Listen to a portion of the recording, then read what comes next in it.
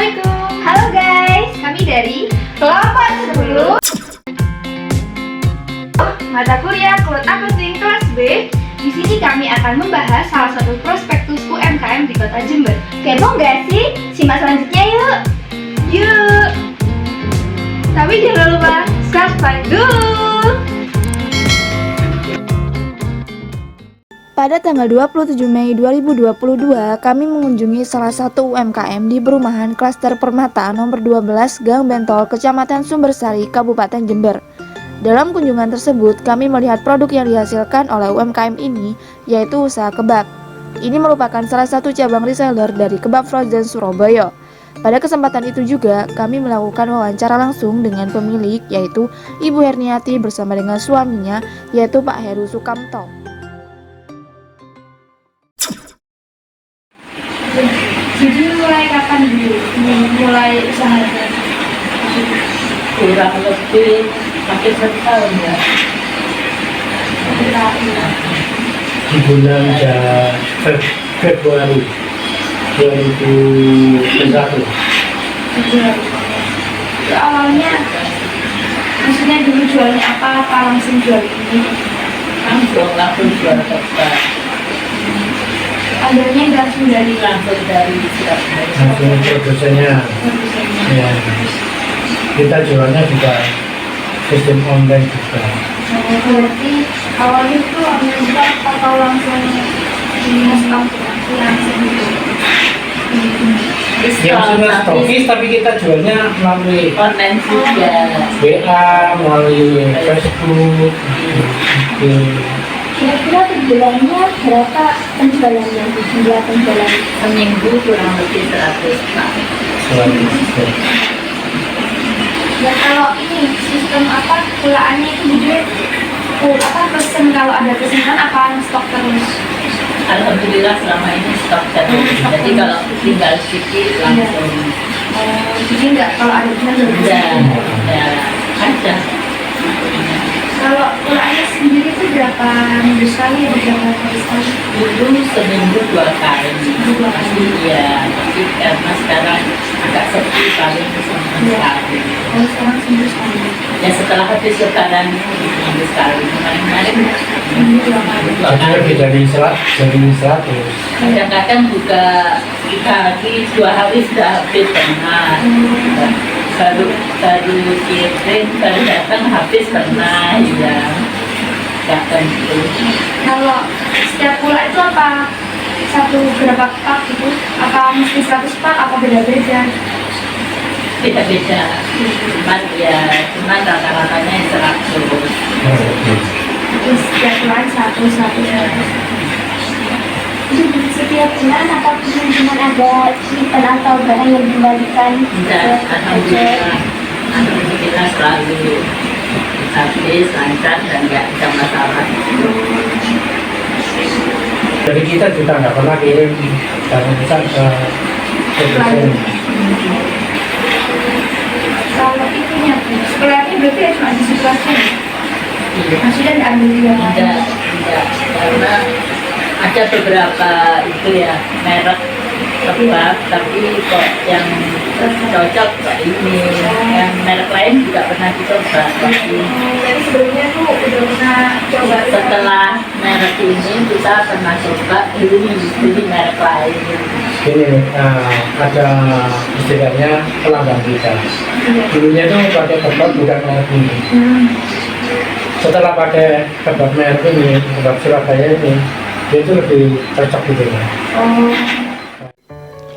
Usaha ini merupakan usaha milik keluarga di mana pemilik dibantu oleh anak dan suaminya.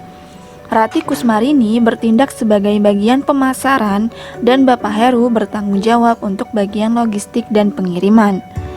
Dikarenakan usaha ini baru berjalan kurang lebih 1 tahun dan merupakan bisnis keluarga, maka 2 orang yang membantu pemilik dalam mengelola usaha tidak digaji.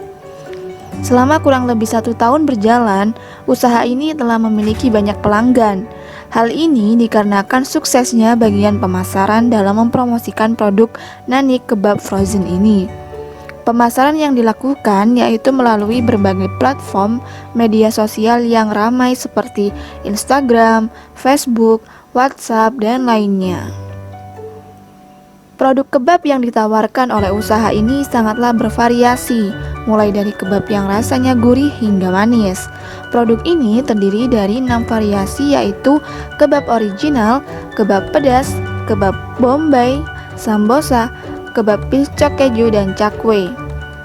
Usaha dagang berbasis online ini melayani berbagai pengiriman baik dalam kota maupun antar kota. Pengiriman dalam kota ditangani oleh Bapak Heru selaku bagian logistik dan pengiriman melalui sistem COD atau cash on delivery. Sedangkan untuk pengiriman antar kota biasanya menggunakan travel ataupun ekspedisi yang telah dipilih, yaitu antar aja.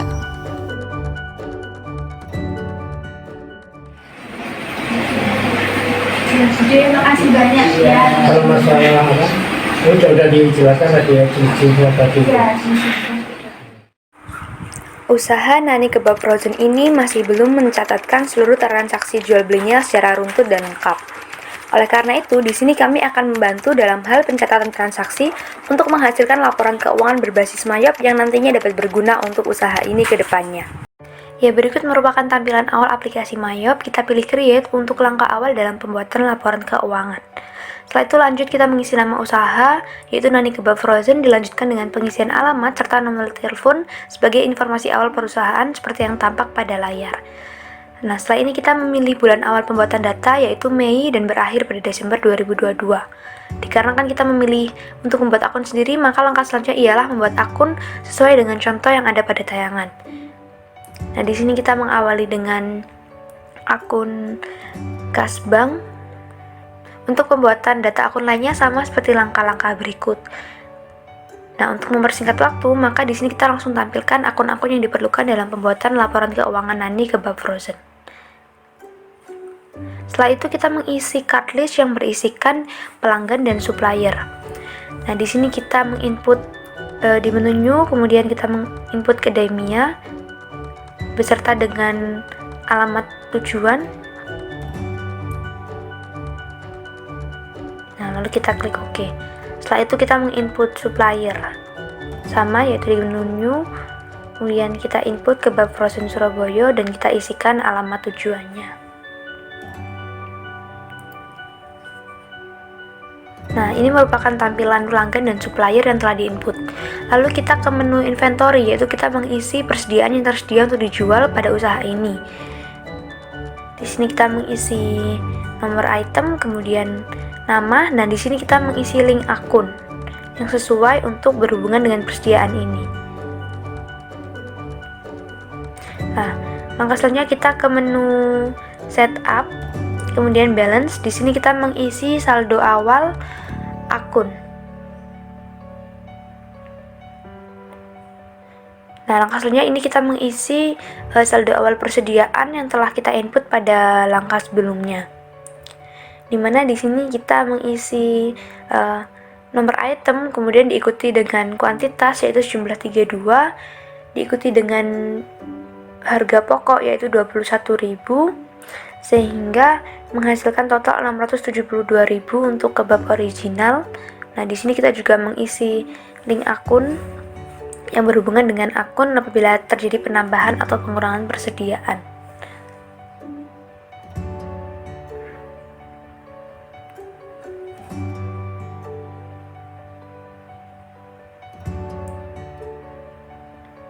Nah, setelah selesai, kita klik record agar transaksi ini terekam. Nah, lalu kita mengisi saldo awal piutang dari pelanggan. Di sini kita mengisi kedai Mia, saldo awal piutang persediaan, saldo awal piutang dagang sebesar 100.000. Kemudian kita record dan kita juga mengisi saldo awal hutang, yaitu kepada supplier.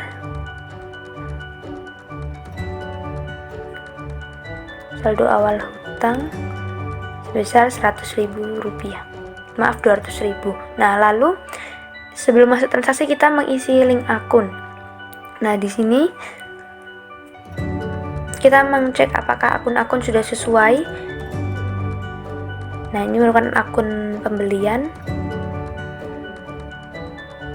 Nah, setelah selesai, saatnya kita masuk dalam pencatatan transaksi. Nah, di sini sudah tersedia transaksi yang dilakukan selama bulan Mei oleh Nani Kebab Frozen. Kita masuk ke menu purchase, yaitu pembelian pada tanggal 1, yaitu pada supplier Kebab Frozen Surabaya. Nah, di sini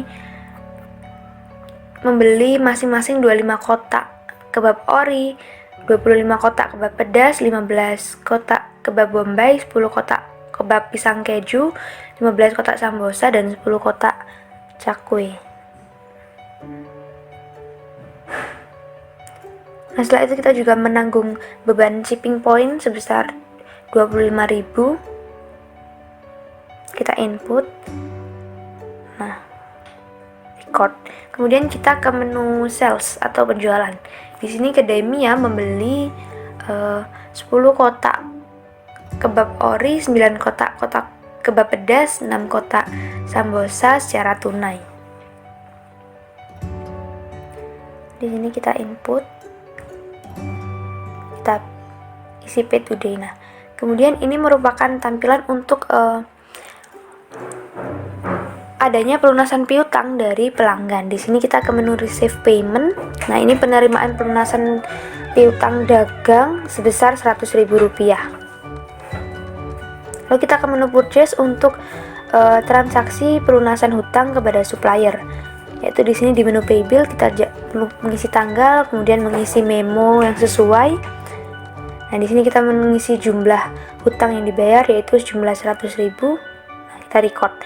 Kemudian di sini kita masuk ke journal entry, yaitu kita mencatat adanya jurnal penyesuaian yang terjadi. Di sini yaitu perlengkapan yang terpakai sebesar Rp3.000, kemudian adanya penyusutan bangunan sebesar 41.667, kemudian adanya penyusutan kendaraan sebesar 145.833, kemudian adanya beban penyusutan peralatan sebesar 37.500. Kita record. Nah, kemudian setelah semua transaksi selesai, kita lanjut pada langkah terakhir, yaitu adanya rekonsiliasi bank. Di sini kita pilih akun kas bank, kemudian kita pilih tanggal akhir, yaitu terus kita rekonsil. Nah, kita rekonsiliasi. Nah, kemudian kita dapat melihat laporan keuangan pada menu report. Di sini merupakan laporan laba rugi. Nah, ini laporan laba rugi Mei yang tertera pada layar. Kita save dalam dokumen. Kemudian kita memilih laporan posisi keuangan neraca. Nah, kita save. Nah, terima kasih. Begitulah pencatatan transaksi yang dilakukan untuk membuat laporan keuangan pada aplikasi Mayop. Selanjutnya pembahasan mengenai laporan keuangan perusahaan dagang mini kebab frozen pada bulan Mei tahun 2022 berbasiskan Mayop. Berdasarkan laporan laba rugi yang telah kami susun pada bulan Mei tahun 2022, diketahui bahwa perusahaan ini memperoleh laba sebesar Rp671.500. Laba ini diperoleh dari pendapatan berupa penjualan barang dagang sebesar Rp6.900.000, dikurangi dengan beban penjualan termasuk beban pengiriman pembelian, yakni total sebesar Rp5.928.000, sehingga diketahui laba kotor atau gross profit sebesar Rp972.000. Untuk beban usaha yang dikeluarkan pada bulan Mei tahun 2022 ini, yakni berupa beban listrik, air, dan telepon sebesar Rp75.000. Beban transportasi ini merupakan beban pembelian bahan bakar kendaraan, yakni sebesar Rp20.000. Beban perlengkapan sebesar Rp3.000 berupa kantong kresek, dan beban penyusutan terdiri dari beban penyusutan bangunan, beban penyusutan peralatan, dan beban penyusutan kendaraan dengan nominal seperti yang tertera pada layar, sehingga diperoleh beban usaha sebesar Rp323.000. Dan diketahui operating profit atau laba usaha sebesar Rp649.000. Selain dari pendapatan penjualan, perusahaan ini juga memperoleh pendapatan lain-lain, yaitu berupa pendapatan pengiriman barang. Pendapatan pengiriman barang ini diperoleh dari penjualan, baik secara kredit maupun secara tunai. Apabila dilakukan secara COD, maka dikenai tambahan dana sebesar Rp5.000.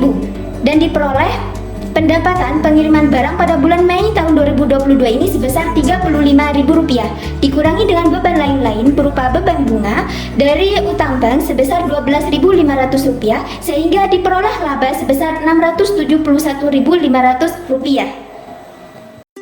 Selanjutnya hasil laporan posisi keuangan Nani Kebab Frozen pada bulan Mei tahun 2022, di mana pada total aset lancar dan aset tetap menghasilkan nilai sebesar Rp80.365.500. Untuk akun perlengkapan pada aset lancar adalah perlengkapan yang berupa kantong resek. Kemudian untuk aset tetap peralatan adalah freezer yang digunakan untuk menyimpan frozenan kebab. Nah, untuk perhitungan akumulasi aset tetap menggunakan metode garis lurus di mana menghasilkan nilai perhitungan yang sudah sesuai dengan PSAK. Kemudian untuk total liabilitas jangka pendek dan liabilitas jangka panjang menghasilkan nilai sebesar Rp4.475.000, sehingga jika total aset dikurangi dengan total liabilitas menghasilkan nilai sebesar Rp75.890.500. Lalu untuk modal pemilik sendiri yaitu sebesar Rp75.219.000 dan ditambah dengan laba bulan ini yaitu sebesar Rp671.500, sehingga menghasilkan nilai sebesar Rp75.890.500, di mana nilai tersebut sama hasilnya dengan total aset dan liabilitas. Selanjutnya, penjurnalan yang telah dilakukan pada aplikasi MyOp ini selain dapat menghasilkan laporan laba rugi dan laporan posisi keuangan, juga dapat menghasilkan laporan arus kas seperti yang tampak pada tampilan berikut ini, di mana dari perhitungan laporan laba rugi dihasilkan laba bersih sebesar Rp671.500. Kemudian arus kas dari aktivitas operasi ini meliputi pertambahan kas dari adanya pembayaran piutang dagang sebesar Rp350.000. Kemudian adanya penambahan kas dari perlengkapan sebesar Rp3.000 dan adanya tambahan kas dari persediaan sebesar Rp1.778.000. Nah, pada aktivitas operasi ini juga adanya pengurangan kas karena pembayaran utang dagang sebesar Rp100.000. Maka dihasilkan arus kas bersih dari aktivitas operasi ini sebesar Rp2.702.500. Kemudian dari aktivitas investasi terdapat adanya penambahan kas dari akumulasi penyusutan bangunan sebesar Rp41.667 dan adanya penyusutan kendaraan sebesar Rp145.833 dan adanya penyusutan peralatan sebesar Rp37.500. Dengan begitu, arus kas bersih yang didapatkan dari aktivitas investasi ini sebesar Rp225.000. Kemudian yang terakhir yaitu aktivitas kas bersih dari aktivitas pendanaan, yaitu adanya pengurangan sebesar Rp625.000 untuk pembayaran utang bank. Dari perhitungan ketiga aktivitas yang telah dilakukan, maka dapat diakumulasikan bahwa kenaikan bersih pada periode ini yaitu sejumlah Rp2.302.500. Kemudian kas pada awal periode yaitu sejumlah Rp4 juta. Jadi dapat disimpulkan bahwa kas pada akhir periode ini yaitu sejumlah Rp6.302.500.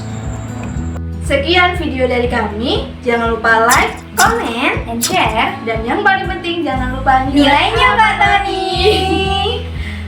Sekian dari kami, wassalamualaikum.